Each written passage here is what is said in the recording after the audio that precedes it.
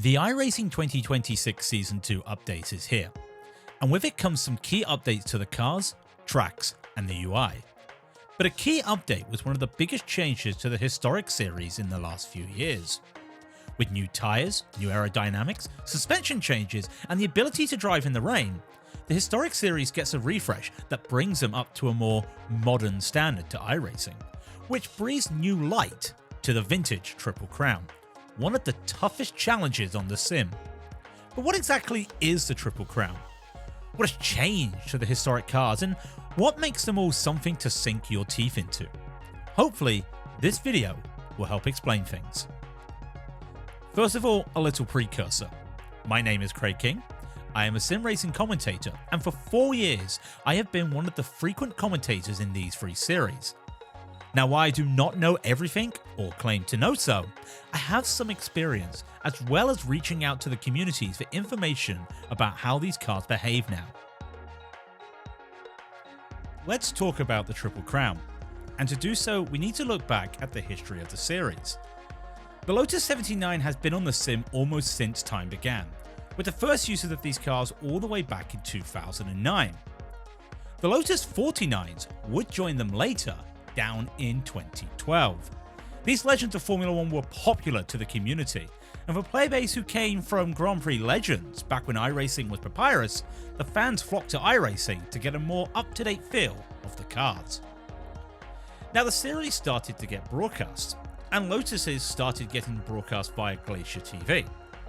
Now, for someone who has been around for a long time on the sim, Glacier TV will be a name familiar to some. However, as someone like me, who only started in 2017, the only Glacier I know is the racing team, which was actually some of the old members of the crew who to this day still drive. VODs and history is sparse online, but replays of some of the first broadcasts for the series, both of them, still exist.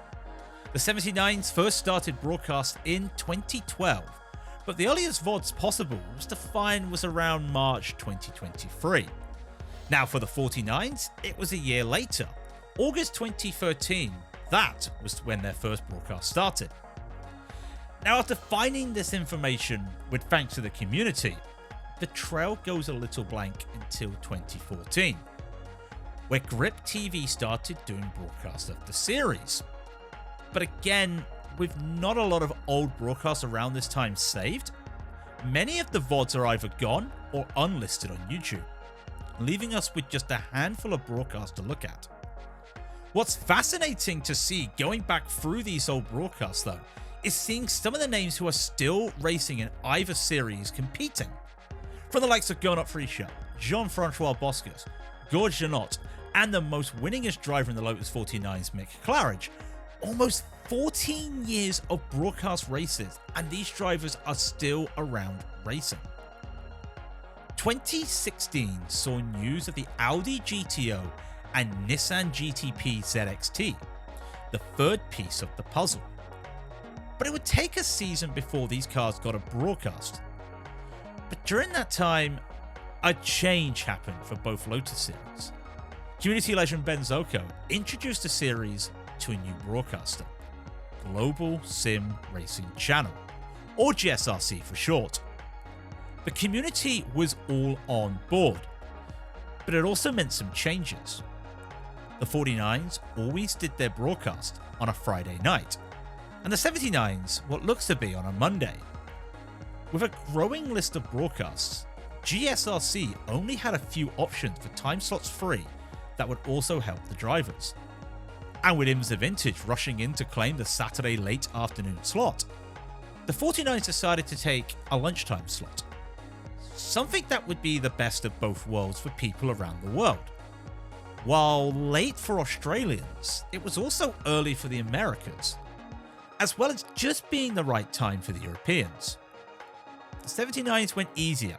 They went with a Sunday afternoon, and thus this brought all three series together on a weekend. This meant that since 2017, a weekend on iRacing in terms of broadcasts would either be a special event, a Porsche Esports Championship, a major esports league like Neo or Ivra, and the regular free historic series, And while they never had their names up in bright lights like the esports events, they always had an audience who had the same love for the classics like the drivers did. Now in the past you would find the drivers run both the 49s and the 79s because of the time slots, but to have a driver do all three wasn't very common at first. But some drivers would take up the challenge. However, the idea of taking all three wins? It was possible, but a real challenge. Actually, it wasn't until January 2018 that one driver entered all three races in a weekend and recorded at least one podium. That was Ove Trengerade, a name that is now more associated with the IMSA Vintage series. And a month later, he became the first person to race all three and get a win in at least one of them, following up the following week by winning 2 of the 3. But while a couple other drivers would record at least a podium and drive all 3, for the most of the time, Ove was the Iron Man of the weekend, to the point he was the only driver for almost a whole year to get at least one podium and drive all 3. The idea of a Triple Crown was discussed back in those times, however it never seemed to be achievable, with Rob Lenstejek being the only other driver to win 2 of the 3 races in a weekend. In fact, Mick Claridge also has 2 cases of a podium or better in at least a third of the weekend. Something that even shocked him when I mentioned it to him, as he cannot remember driving IMSA Vintage. It was more about the community aspect and having fun, something that is still the golden rule to sim racing. But then came December 2020. The world was still in the effects of the pandemic, but sim racing was at its boom. Along comes Jamie Fluke. Yes, that Jamie Fluke, the former esports star. With a bit of downtime now, the 2020 Porsche Esports Super Cup was over, so he decided to take on the Triple Crown. And with a victory at Mount Panorama in the 49s, a GTP victory at Silverstone in IMSA Vintage, he turned up the following day to grab victory at Monza. It wasn't all easy, however. Jamie admitted that the 79s were the hardest cars to compete in, and he spent the most time practicing in these cars than any other car. This was the moment, the first time that the Triple Crown was not only claimed, but also mentioned. As Joe Peak described on the broadcast, Jamie was sweeping the Vintage series. After 3 years, it finally happened. Ever since then, the talk of the Triple Crown had gone quiet, but picked up steam over the last year, before finally, in the crossover of February and March this year, Aldrius Valenteus sealed the second ever Triple Crown. To put that into context, in the last 8 years, just 2 drivers have claimed the Triple Crown, and less than a dozen times has a driver achieved 2 of the 3 in a weekend. Roughly, that is over 400 race weekends for all 3 series on a broadcast, and just 2 times has it happened. This is how rare the Triple Crown is. But how tough is it to not only take part in all 3 in a weekend, but also try to win all 3? There are a lot of factors. First of all, you need to learn the skills in all 3 series, and each car drives differently to each other. Then you need to actually be competitive in the cars. Not to mention you need to have your iRating high enough to always be in the top split for the broadcast. And with the changes to the road iRating in the last few years, where it was split between sports car and open wheel, you now need to maintain 2 different licenses. But also, it's about putting the time away on a weekend to do all 3 races. And with one happening on a European lunchtime, this can be a challenge for some drivers across the pond. So what makes these cars tick? What is it about these cars that make drivers love them? Before we get into that, I must point out that there is no right or wrong way to drive these cars. Some drivers love the immersion of using an H-pattern shifter like the old days, or using a clutch to heel and toe, or just even a manual clutch. But with driver aids on the sim, you don't need a clutch pedal. you don't even need a shifter, and flappy paddles will be fine. And you don't even need to think about blipping when downshifting. But I will point out that using aids can be slower.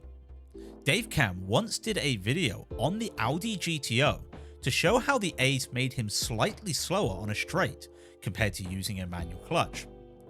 So while it wasn't a major difference and won't affect you, it can be a difference for speed. But with that out the way, let's start with the Lotus 49, the original car. The Lotus 49 was a legend in F1. The original design, the one on iRacing as future versions had a rear wing, was a powerhouse in 1967. Jim Clark won 4 races that season and Graham Hill recorded a 2nd place. The car was good enough for Lotus to finish 2nd in the World Constructors' Championship, with Clark finishing 3rd in the Drivers' Championship. It also delivered Jim Clark his final ever victory at the South Africa Grand Prix, with Hill behind him. And then on its final run before the 49B, Hill claimed the 1968 Monaco Grand Prix. To me, when I think of this car, I think of a Skip Barber or a Formula V on steroids.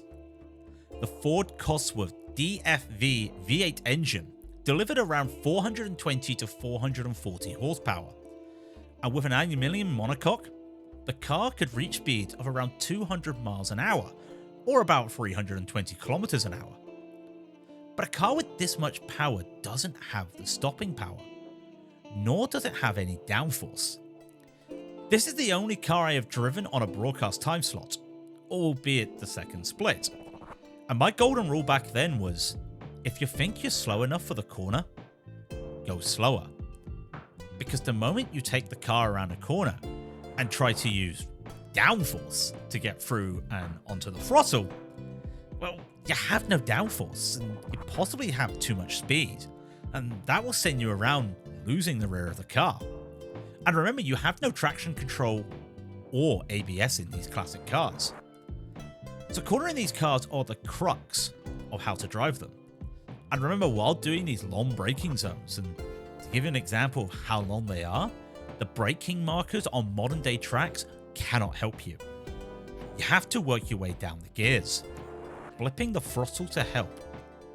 So the first thing when driving this car is not to worry if you find yourself overshooting those corners. Usually that's because you're not braking early enough, or you're not braking hard enough to factor in the downshifting. The car is kind of on the nose when it comes to driving and cornering, but to this day, I still claim that the Lotus 49 is the hardest car to drive on iRacing.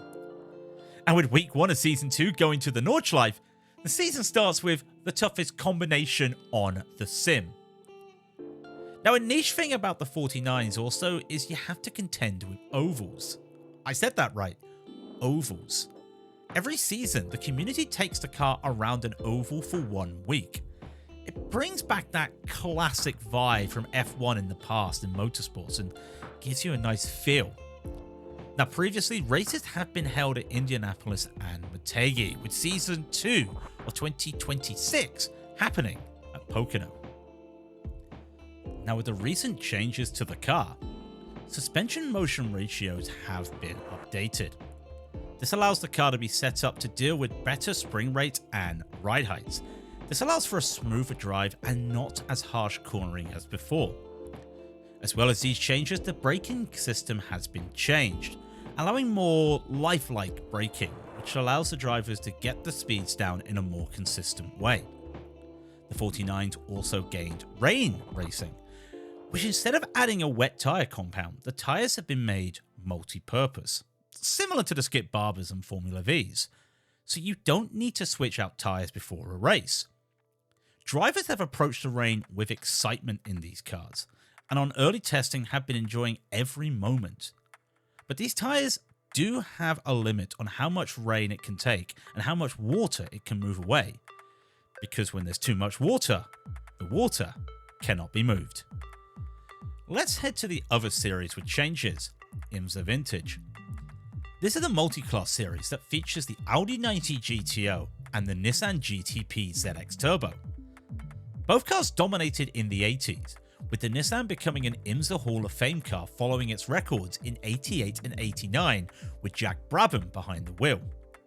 For the Audis, the all-wheel drive base never won a GTO championship, but its look, its designs and technical progression made it a car the fans held to their hearts, with wins at most of the tracks on the calendar thanks to Hans Stuck and Hurley Haywood.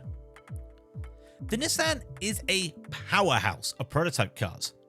Now, as you can imagine, a different version of this car went to Le Mans before the iconic 787B. It wasn't called a GTP ZXT, but it was still the same chassis. This car, however, is a classic prototype. The turbo, the two-part body, and the side skirts designed to give the car a ground effect-like downforce. It was the first car to beat the Porsche 962 in IMSA.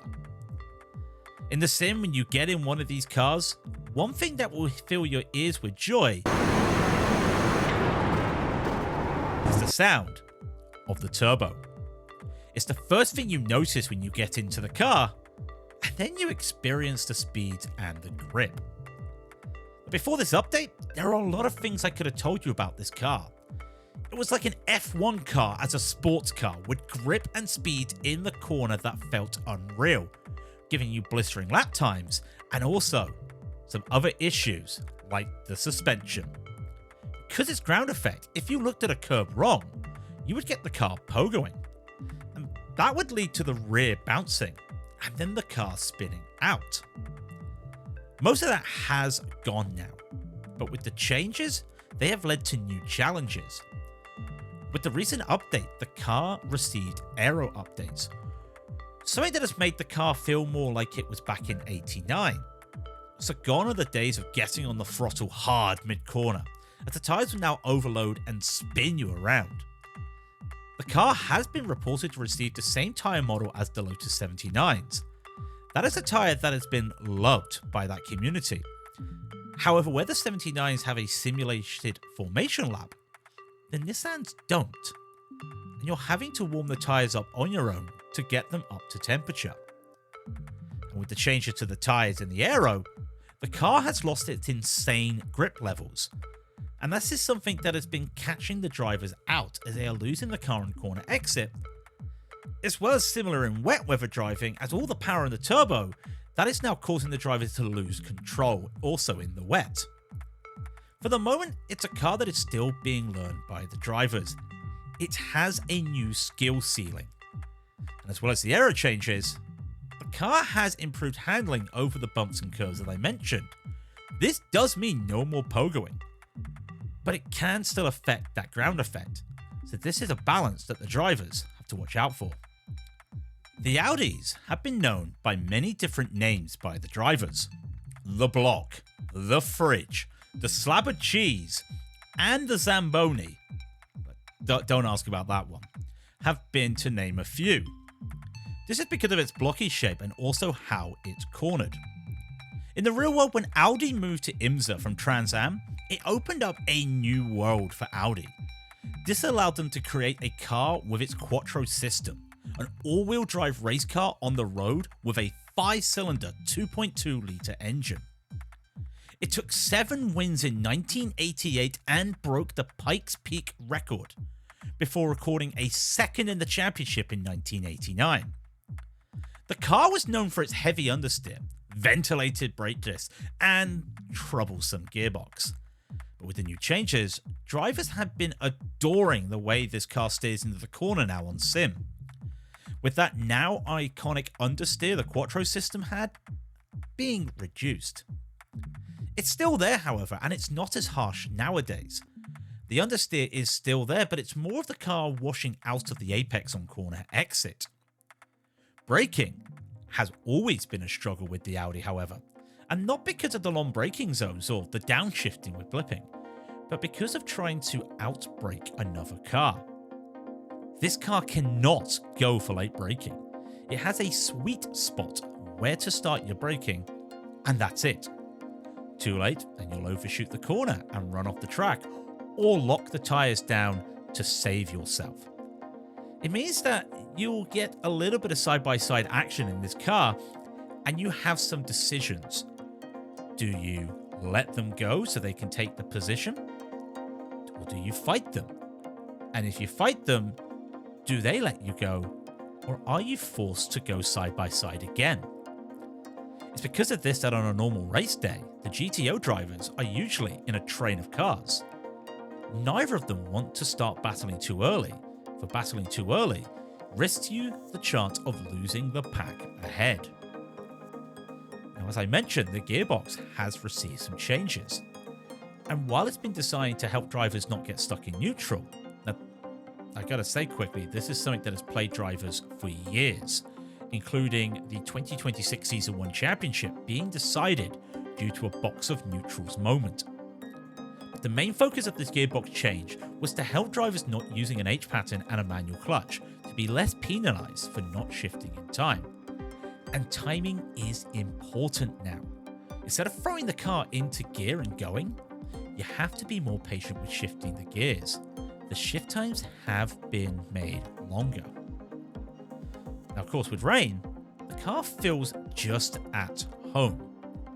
In the past, drivers have shown off the Quattro pedigree by drifting the car post-race for fun and for celebrations. Even after qualifying, you'll see drivers putting in some drifts. But now the car really does want to drift out. It has this feeling of like a duck to water with the changes, and there's been a lot of talk of some of the Nissan regulars moving over to Audi because of these fantastic changes. Put these two different cars together in multi-class, and it's nothing like what you have in modern day racing. Now, why drivers will be used to the aspects of multi-class in modern day machinery, it's what you do around the traffic that is different here in IMSA Vintage. In the booth, we have a saying that the Audi can only take one line through a corner. This means unlike a modern day GT car, they cannot change their line mid-corner for traffic. So once they have gone for the corner, you're committed. So this means the Nissans have to make their moves pre-corner or on corner exit. Now, it's because of this that on modern tracks where there is a lot of tarmac runoff now, you might see some of the Nissan drivers take an off-track on that corner exit because they get there too late, which means that they will turn up to the exit apex at the same time as an Audi. Now, normally I say to drive a slower class to understand how to run around traffic when it comes to multi-class. I mean this in IMSA Vintage. This is very much the case because you need to learn where this blocky Audi goes in a corner, and you have to drive your normal racing lines. Doing this, and you get to see how the quicker Nissans go when they're making the moves. This means that on glance, it might seem normal of how multi-class overtakes are done, but when you break it down, there's a lot more going on. I've left the Lotus 79 to last. For one, it's the car that hasn't changed, but also it's the last car run on a weekend. Following its changes over the last year, it has delivered a new player base. It's returned legends of the series and, in my opinion, has brought some of the best racing on a broadcasted show on Sim. Now, the original version of this car uses the same engine in the Lotus 49, but it's mounted differently and it delivers more power. But it was the ground effect aero, first used in the Lotus 78, that was the calling card of this legendary open-wheeler. Rubens Barrichello stated the 79 felt like a modern Grand Prix car because of its grip and traction. This is the car that led to Mario Andretti winning the 1978 World Drivers' Championship and the Constructors' title for Lotus, alongside the 78 being used in some races. It also delivered Ronnie Peterson's second in the championship, who sadly lost his life at Monza that year. In Sim, the car received a full rebuild back in 2022, with an update to the tyres last year, which was held in high praise by the community. In terms of a close modern day car in the Sim, it's close to the Super Formula in terms of grip and power. When you put the power and downforce together, this car produces magic. Now, like the updated Nissan, you still have issue with thunderfooting the throttle and spinning out of control if you're not careful, as well as a cold tyre as I mentioned on the start of a race. So momentum is vital, as the moment you get to the low speeds, the ground effect is non-existent and you have to rely on the mechanical grip.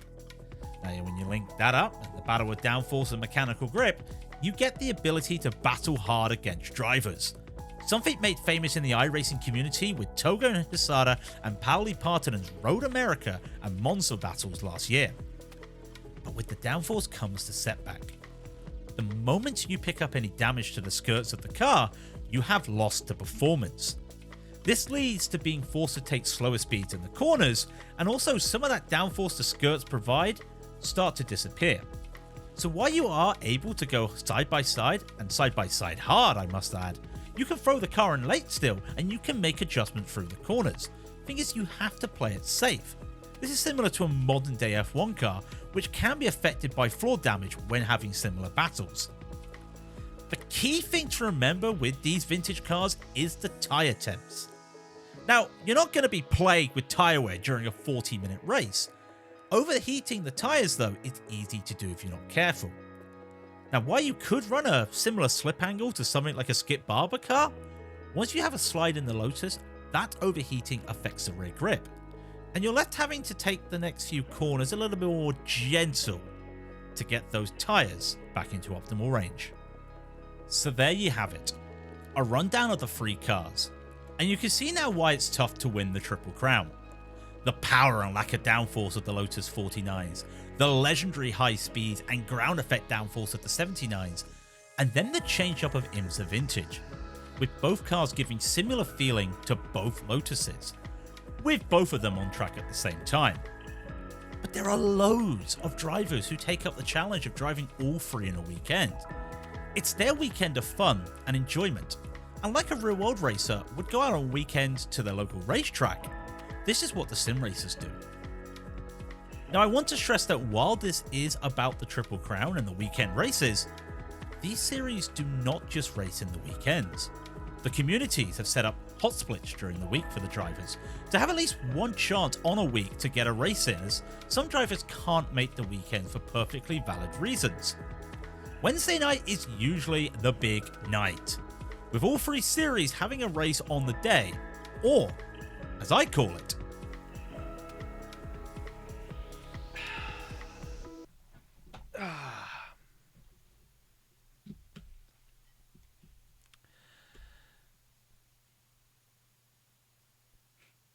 it's Wednesday Madness.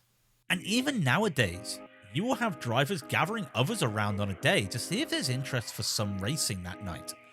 The communities are so friendly, and I'll have a link to their Discords, and in those Discords they contain loads of information, setup help, and just a general hub together to talk about the racing to get racing. When I started making this video, it was a passion project, and by the way, I want to thank everyone for sticking to the end. I wanted to get eyes on the Triple Crown. This is something I've wanted to see happen for a couple of years now, and it's because of seeing the likes of Audrius Valenteus and Jacob Reed dominate 2 of the 3 of the series. But as I got into getting information, I noticed how there are efforts now to preserve the history of all the series, and by that I mean keeping archives of everything. Drivers in the communities are now making websites full of all the data of old broadcast stats and information regarding the series. They are wanting to record the past for the future to see. And it's incredible to see, as before this, all I knew about the history were spreadsheets full of data of just wins and podiums. There will come a time that the old guard will sadly move on and retire. And it's the help of these individuals, and I hope also this video, that can help promote and bring in fresh drivers who want to come in. They want to accept the learning curve, and they want to learn from mistakes. Some of them want to be the next Mick Claridge, some of them want to be the next Andy T, some of them maybe want to be the next Jacob Reed. In fact, when I was doing my learning for this video, I discovered that it was because of the broadcast of these series that got Audrius into driving on the sim and driving these cars. There will always be a love for modern day racing, but the ability to put yourself in a car of the past and race, that just isn't something you can do normally.